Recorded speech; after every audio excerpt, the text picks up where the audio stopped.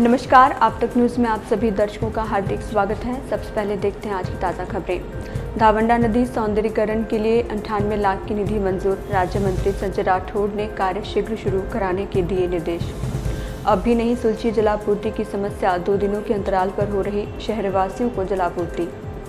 सब्जी उत्पादक किसानों की हालत खस्ता, दलाली बंद होने पर ही मिल सकता सब्जी उत्पादकों को लाभ। नगरपालिका के व्यापारी संकुल में गंदगी का आलम और तुअर उत्पादक किसानों पर सुल्तानी संकट, तुअर के दामों में 60% तक की गिरावट। अब देखते हैं समाचार विस्तार से।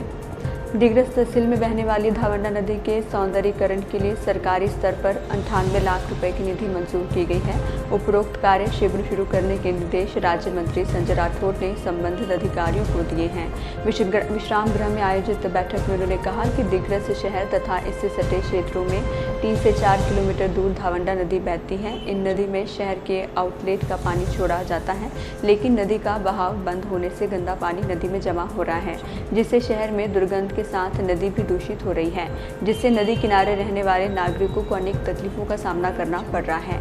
नदी के सौंदर्यीकरण के लिए राज्य मंत्री संजय राठौड़ ने 98,76,000 रुपए की निधि उपलब्ध करवाई है। इस निधि से नदी में बहने वाले गंदे पानी की व्यवस्था की जाएगी। नदी पात्र में बड़ी संख्या में डोह होने से पानी के बहाव में रुकावट आ रही है। डोह को बुझाने अथवा चर खोदकर एक डोह से दूसरा डोह में पानी छोड़े जाने की व्यवस्था की जाएगी। शहर का गंदा पानी शहर के बाहर निकालने जैसे कार्य करने के निर्देश राठौड़ ने अधिकारियों को दिए हैं। उन्होंने बताया कि शहर का नदी से बहने वाला गंदा पानी इसी नदी पर बने अरुणावती प्रकल्प से चले जाने पर आक्षेप आएगा, जिससे इस पर उपायों के तौर पर शहर में ही नदी में आने वाले गंदे पानी पर प्रक्रिया कर इस जल को नदी में छोड़ने के प्रयास किए जाएंगे। शहर के सौंदर्यीकरण के लिए यह कार्य होना आवश्यक है। नदी के सौंदर्यीकरण के साथ नदी किनारे रहने वाले नागरिकों की मांग पर नदी के चारों तरफ सुरक्षा दीवार बनाने के भी निर्देश उन्होंने दिए। बैठक में अरुणावती सिंचाई विभाग के कार्यकारी अभियंता विद्यावास उपस्थित थे। यवतमाल शहर में जलापूर्ति करने वाले महाराष्ट्र जीवन प्राधिकरण द्वारा फिलहाल 2 दिनों के अंतराल में शहरवासी नल धारकों को जलापूर्ति की जा रही है। इसके समय सारिणी में बदलाव का नियोजन होने के बावजूद नियमित तौर पर जलापूर्ति करने में प्राधिकरण प्रशासन सक्षम नहीं हो पाया है। इस बात का अनुमान इन दिनों हो रही 1 दिन के अंतराल की जलापूर्ति को देखते हुए लगाया जा सकता है। उल्लेखनीय है कि यवतमाल शहर का दायरा ग्रामीण क्षेत्रों के जुड़ने के बाद बढ़ चुका है। विगत अनेक वर्षों से शहर में बड़े पैमाने पर जल संकट की स्थिति निर्माण हो रही है। प्रतिवर्ष ग्रीष्मकाल में इस तरह की स्थिति निर्माण होती है। शहर को जलापूर्ति करने वाले नीलूना तथा चाकडो में पर्याप्त जल न होने से जलापूर्ति में कटौती करनी पड़ती है, किंतु इस बार हुई भरपूर बारिश के बावजूद महाराष्ट्र जीवन प्राधिकरण 3 माह बीतने के बावजूद नियमित जलपूर्ति शुरू नहीं कर पाया है।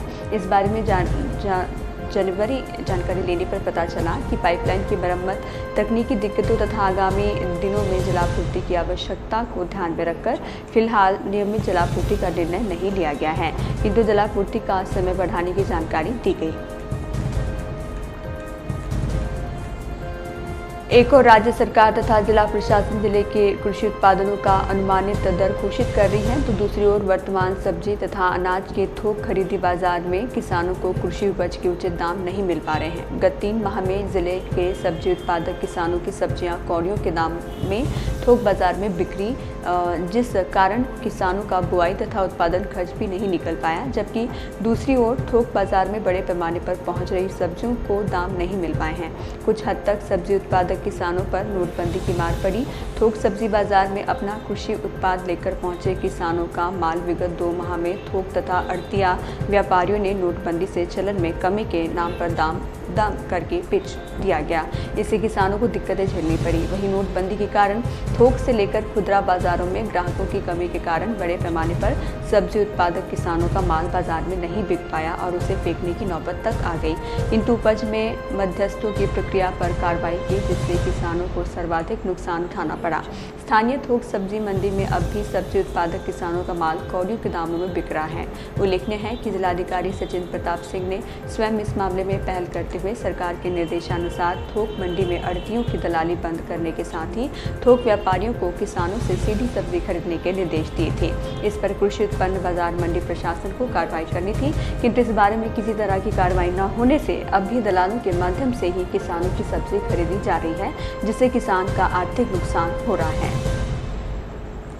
आप तक न्यूज में वक्त एक छोटे से ब्रेक का, जल्द हाजिर होंगे। देखते रहिए आप तक न्यूज। यवतमाल शहर के बीचों बीच पांढरकवड़ा रोड स्थित जिंद्रान नगर सभी सुविधाओं से परिपूर्ण जिंद्रान नगर आकर्षक और मनमोहक बंगले, सेमी बंगले, डीलक्स बंगले, जहां आपको मिलेगा आपका प्यारा घर आपके मुताबिक। जिंद्रान नगर में निसर्गरम्य वातावरण, बच्चों के मनोरंजन के लिए भरपूर खिलौने, सभी के स्वास्थ्य और तंदुरुस्ती के लिए सुंदर बगीचे की व्यवस्था, रोड के दोनों साइड और चौराहे पर आकर्षक पुल कॉर्नर, संपूर्ण परिसर में पक्के डांबर के रास्ते, भरपूर रोशनी के लिए स्ट्रीट लाइट की व्यवस्था, ईश्वर की प्रार्थना के लिए विशेष इबादतगाह, 18 मीटर का डीपी रोड, आने जाने के लिए 11 पक्के डामरे रास्ते। जिंद्रान नगर के शुरू में भव्य और आकर्षक प्रवेश द्वार, खरीदारों के लिए खुशखबर, लोन सुविधा उपलब्ध। जिंद्रान नगर में 24 घंटे भरपूर पानी की सुविधा। संपर्क आप तक न्यूज कार्यालय, विवेकानंद स्कूल के पास, बब्बी पहलवान चौक, यवतमाल। आप तक न्यूज में आप सभी दर्शकों का एक बार फिर से स्वागत है। यवतमाल नगर पालिका ने दत्त चौक में व्यापारी संकुल का निर्माण करवाया ताकि व्यापारियों एवं नागरिकों को सुविधा हो सके, लेकिन नगर पालिका संकुल के हालात आज बद से बदतर हो चुके हैं। पूरे परिसर में गंदगी का आलम व्याप्त है, साथ ही परिसर में बड़े पैमाने पर अतिक्रमणकारियों ने कब्जा जमा रखा है।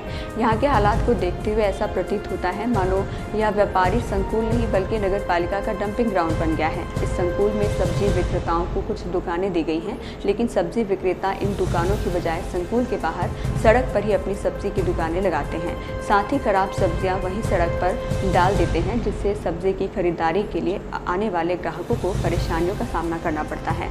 साथ ही संकुल में स्थित दुकानों के व्यापारियों को भी समस्याओं का सामना करना पड़ता है। यहाँ के शौचालय में कचरा भरा पड़ा है। नागरिकों एवं व्यापारियों के लिए यहाँ पर लिफ्ट की सुविधा मुहैया करवाई गई थी, लेकिन ये लिफ्ट गत कई वर्षों से बंद पड़ी है। वर्तमान में यहाँ पर सब्जी विक्रेताओं को दी गई दुकानों में कुत्तों का बसेरा है, जबकि सब्जी विक्रेताओं की दुकानें सड़कों पर लग रही हैं। नगर परिषद की ओर से सफाई कर्मचारियों की नियुक्ति की गई है, लेकिन सफाई कर्मचारी अपना काम ठीक तरीके से नहीं करते। इस आशय की शिकायतें भी यहाँ के व्यापारियों द्वारा की जा रही है। नगर परिषद प्रशासन से मामले की शिकायत की गई है, लेकिन नगर पालिका प्रशासन ने इस ओर ध्यान नहीं दिया। गुरुदेव युवा सेवा संघ ने इस संबंध में नगर परिषद के मुख्याधिकारी सुदाम धूपे को निवेदन सौंपकर इस समस्या के निवारण की मांग की है। मुख्याधिकारी ने समस्या को जल्द सुलझाने का आश्वासन दिया है। शिष्टमंडल में संघ के पदाधिकारियों का समावेश था। विगत वर्ष तुअर के दामों ने उच्चांक प्राप्त करते हुए 10,000 रुपये प्रति क्विंटल के दाम से बिकी थी। इस कारण इस वर्ष जिले में तुअर उत्पादक किसानों को अच्छे दाम मिलने की आशा थी। साथ ही विगत खरीफ फसल सत्र में इसका बुआई क्षेत्र भी बढ़ा था। इसके बाद हाल ही में जिले में तुअर का उत्पादन भी संतोषजनक हुआ, लेकिन सरकार की उदासीन नीतियों तथा जनप्रतिनिधियों की किसान की समस्याओं के प्रति अनदेखी करने के अन्य फसलों के उत्पादक किसानों के साथ ही तुअर की फसल होने वाले किसान अब संकट से घिरते दिखाई दे रहे हैं, क्योंकि तुअर की अच्छी फसल निकलने के बाद इसके दरों में करीब 60% तक कमी आ गई है।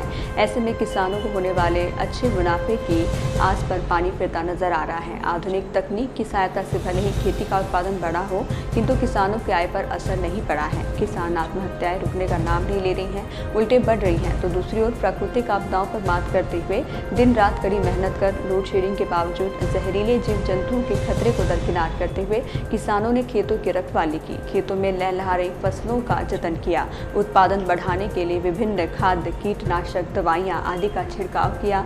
इससे महागांव तहसील में तुअर की बुआई का क्षेत्र सैकड़ों हेक्टेयर रहा, लेकिन फिर भी सरकारी उदासीनता के कारण तुअर खरीद केंद्र शुरू नहीं हो पाए।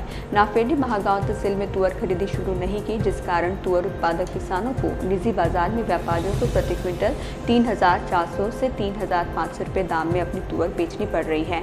उल्लेखनीय है कि इस वर्ष सरकार ने तुअर को गारंटी मूल्य 5,000 रुपये प्रति क्विंटल तय किए थे। मुख्यमंत्री ने गारंटी दाम से कम दरों पर तुअर खरीदी करने वाले व्यापारियों पर अपराध दर्ज करने के निर्देश दिए थे, किंतु ऐसे मामलों में कार्रवाई कौन करेगा, इसे लेकर भी संभ्रम दिखाई दे रहा है। फुलसावंगी परिसर में किसानों को 50 किलोमीटर पर स्थित पूसत जाकर तुअर बेचनी पड़ रही है। आइए फिर से नजर डालते हैं आज की खबरों पर। धावंडा नदी सौंदर्यीकरण के लिए 98 लाख की निधि मंजूर। राज्य मंत्री संजय राठौड़ ने कार्य शुरू कराने के दिए निर्देश। अब भी नहीं सुलझी जलापूर्ति की समस्या, 2 दिनों के अंतराल पर हो रही शहरवासियों को जलापूर्ति। सब्जी उत्पादक किसानों की हालत खस्ता, दलाली बंद होने पर ही मिल सकता सब्जी उत्पादकों को लाभ। नगर पालिका ने के व्यापारी संकुल में गंदगी का आलम और तुअर उत्पादक किसानों पर सुल्तानी संकट, तुअर के दामों में 60% तक गिरावट। इसी के साथ आज के समाचार समाप्त होते हैं। कल फिर हाजिर होंगे आपके अपने आप तक न्यूज़ पर। नमस्कार।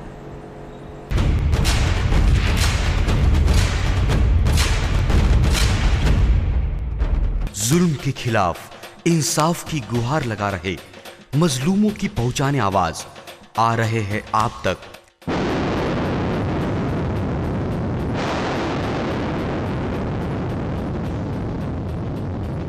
शहर की हर हरकत पर नजर है। अगर भ्रष्टाचार को उजागर करने की आप में हिम्मत है तो आ रहे हैं आप तक। हॉस्पिटल, गांव हो या जंगल, स्कूल हो या कॉलेज, या फिर हो पुलिस स्टेशन, तहसील हो या कलेक्टर ऑफिस, और फिर क्यों ना हो नगर परिषद, सभी की है आज की आवाज। मुझे इंसाफ चाहिए तो आ रहे हैं हम आप तक। हमेशा आप देखते रहिए आप तक, क्योंकि उस पर मैं आती हूँ रोज रोज। सो आप जरूर देखें आप तक। आप तक न्यूज के साथ आप तक न्यूज यवतमाल, बोरुंडिया कॉम्प्लेक्स, विवेकानंद विद्यालय के पास, यवतमाल।